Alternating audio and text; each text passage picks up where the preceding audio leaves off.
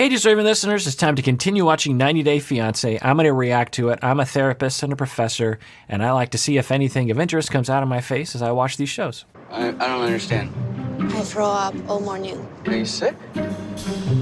Remember what happened 1 week ago? Maybe I'm...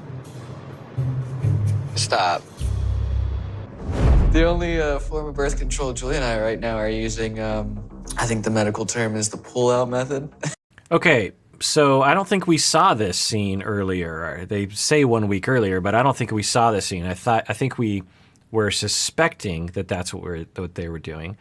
You know, at the beginning of the season, they were talking about their form of birth control. And so we get confirmation. I don't remember them talking about this explicitly. Okay, so we get confirmation that they're using, which is commonly called the pull-out method or the withdrawal method, or sometimes called the rhythm method in some circles. And statistics show that it isn't very effective. It certainly isn't as effective as other means of birth control. There's been a lot of talk in the comments about, you know, the pill or condoms and, you know, foisting birth control always on women. Why can't he just wear condoms? And certainly that is a worthy conversation to have. Also, the question here is, what is their family plan? For some people at this stage, they'd say, you know what? We're going to do what we can to not get pregnant, but if we get pregnant, so be it. That's wonderful. We're planning on getting married. We're planning on having kids, so no big deal. But I do have questions about the two of them regarding their wants regarding children. Do they want a child right now? Is that even an option right now? Maybe we'll find out. Let's watch. It's worked this far. Maybe I'm just really good at it. I don't know. And certainly his attitude doesn't seem to be very responsible. You know, it's worked this far. It's like, I mean, that's like saying, you know, I'm really good at shooting baskets in basketball, and so I usually will hit. My cat's reaching out to me. What? I'm usually pretty good, but obviously you miss sometimes. Just looking at some stats here about the withdrawal method, your range of effectiveness is between 80 and 96%. The 96% effectiveness is usually when you're doing it perfectly, meaning that you know when it's about to happen, you do everything just right. And so that's 96% effective. And 80% effective when it is done in typical fashion. So 80% is, of course, 4 out of 5 times you're going to succeed, and 1 out of 5 times. And as long as one of those 5 times is during ovulation or possible pregnancy, then of course that raises the chance of that happening. Condom use, the typical range is between 12 and 3%, according to the NIH. And 12% is with typical use, and 3% is with perfect use. So even with condoms, you're looking at somewhere between 10 and 3%, which is better than withdrawal method, but not significantly better, really. But if you know how to use a condom really well, you can really get it down, according to the research, to 3%. And the pill, birth control pill, hormonal pill, is between 9% and 0.3%. So if you're using it exactly the way you're supposed to, the rate of success is 99.7%. So of course the pill is the most sure thing. But if they were just thinking between withdrawal method and condom, if you're using it with perfection, a withdrawal method, you're looking at 96%, and with the condoms, you're looking at 97%. So maybe if you do it really well, then maybe the withdrawal method can work. I don't know anyone in my circle who talks about this thing, the different birth control methods. I don't know anyone who recommends the withdrawal method. I think usually condoms is the recommendation. And obviously other kinds of birth control are more likely to work. Now, there's nothing wrong with him saying, you know what, I'm pretty good at it. It usually works. I'm willing to take that risk. But does he really know what he wants here? And that's always the question. Is he responsible? Does he really know what he wants? Does he know whether or not he wants kids or not? Is he really thinking far in advance? We haven't seen a lot of evidence of that. And the same goes for Julia. What's she wanting in this situation? Maybe we'll find out. I think we need to tell my parents about you getting sick. Are you serious? Yeah. Why? Brandon, I need to be first. Need know pregnant I'm or not, and next talk with parents. Now, I will say being nauseous in the morning isn't necessarily an indication of pregnancy, of course. It's possible, for sure, particularly given their method of birth control. But there's also, chance that it's just morning sickness or anxiety or she's sick. Who knows? I just think we should tell them because we're living under their roof. If my mom notices that Julia's been getting sick in the mornings, she's gonna want to take her to a doctor. What?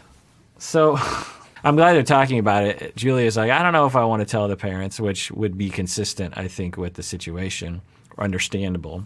And for him, he's saying, no, I think we definitely need to tell my mom. And at first I'm like, I don't think you have to tell the mom. I guess if you really want to involve her, it's fine. And you're concerned, well, if she notices under the, we're living under her roof and she notices, it still doesn't mean you have to tell her. I mean, for a lot of couples, it is a private thing for a while until you really know what's happening, until you really establish what you want to do, until you're sure that you're out of the woods in the first trimester. And it wouldn't be uncommon. But then he says, my mom is going to want to take her to the hospital. Yeah, she probably will, to the doctors. Does Julia want that? Let's see. If it were the case, what do we do? I don't know, because I can't afford to take care of both of us as it is now. What the hell do we do with a baby? All right. So that is an indication that they were not in that category of people who say, well, if we get pregnant, so be it. The universe has bestowed upon us a blessing and we will take it. So it sounds to me that he was not wanting to get pregnant during this time. Why would you use the withdrawal method? There is a thing called the internet. It took me 3 seconds to look up the stats. It's mind-blowing. I grew up in the 80s when information, obviously the internet didn't exist, and information about sexuality and birth control had to be given to you by very selective means. And for a lot of people, they just didn't have access to that information. And so it was understandable for my generation to be a little misinformed. For young people today, I don't understand it. Like what? So let's say they do get pregnant and he's like, well, now we're locked in to living with my parents. And now what? Now we're looking at a disastrous relational situation. We can't imagine what kind of conflict the grandparents would have in the life of Julia trying to get some boundaries while living under the roof and economically dependent on the parents. I mean, obviously it would serve everyone if they had sound family planning. Why would you do this? And I always just assume that younger people are smarter than we were. I always just think, well, young people today, I mean, they've got it together. They research things. They know things. And then I hear this, and obviously he doesn't represent every young person, but I just think, have we not learned anything? Or is it the same now as it was when I was a kid, when everyone just was, I don't know, just aimless and like irresponsible? And I'm framing him as a kid. He's 27, right? So he's not a kid. He's an adult, well into adulthood. I guess my countertransference, if you will, they're not clients, but my reaction, I hope the best for this couple, particularly Julia. And for this to happen, it interferes with that in a really significant practical way. And so I'm worried, I guess, personally. I think it's better we tell my mother now instead of her finding out later. I don't want her, asking you all these questions what's wrong with you? What's wrong? Let's go to the doctor. Let's go to the doctor. And I don't know, just hiding it from her. And then she finds out anyway if it really is. So I just think it's best if we tell them. I don't know what happened, Brandon. I'm not by test, and if you don't know 100% I'm pregnant or not, why you won't say this for parents? Right. Okay. So Julia, speak up. Say, I don't know if I'm pregnant. I just said I was a little nauseous. So don't tell your parents anything. especially potentially a lie for no reason. So let's see, why would Brandon want to jump to that conclusion? Maybe as a way of, maybe he I don't think this is likely, but it's possible that he thinks, well, if I go to my mom and say, hey, she's pregnant, she'll celebrate because everyone will know that that is locking Julia in on staying on the farm, which is something that everyone wants except for Julia. I think Brandon's on the fence about that. So maybe he thinks this is a way to lock Julia in. I mean, that seems pretty Machiavellian and awful. What's another possibility? Maybe he is so worried that conversations will occur that will get back to the mom, and to kind of preempt that, he wants to get out ahead of that, and he would rather tell her now and not have it blow up in his face. I don't know. I don't know what happened, Brandon. I don't either. I'm not by test, and if you don't know 100% I'm pregnant or not, why you won't say this for parents? Him not try fix situation, not think about, what we need to do.